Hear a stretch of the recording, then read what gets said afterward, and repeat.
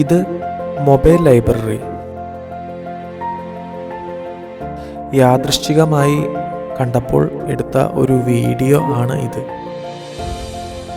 ന്യൂസിലാൻഡിൽ വായനയെ പ്രോത്സാഹിപ്പിക്കുവാനും കുട്ടികളുടെയും പ്രായമായവരുടെയും അടുത്തേക്ക് പുസ്തകങ്ങൾ എത്തിക്കുവാനുമുള്ള ഒരു മികച്ച പദ്ധതിയാണ് ഈ മൊബൈൽ ലൈബ്രറി.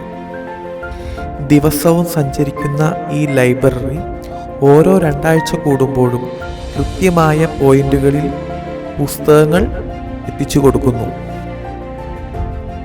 എത്തുന്ന സ്കൂളിൻ്റെയും സ്ഥലങ്ങളുടെയും കൃത്യമായ 6 മാസത്തെ കലണ്ടറുകളും തയ്യാറാക്കിയാണ് ഈ മൊബൈൽ ലൈബ്രറിയുടെ യാത്ര.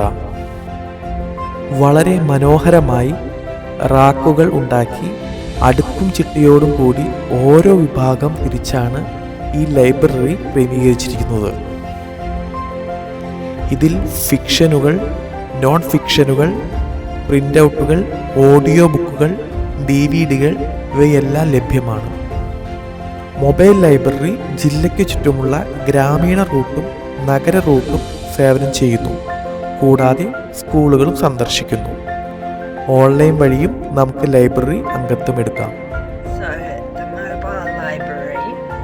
Travels around schools and preschools for the students to borrow books, and then it also goes to old people's homes, rest homes, and various places around the city where people can come and borrow books.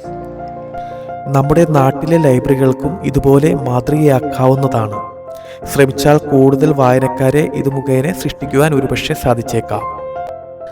വായന മരിക്കുന്നില്ല. നമ്മെ അറിവിൻ്റെയും ഭാവനയുടെയും മാസ്മരിക ലോകത്തേക്ക് കൊണ്ടുപോകുന്ന ഒരു മാന്ത്രിക ദണ്ഡാണ് വായന.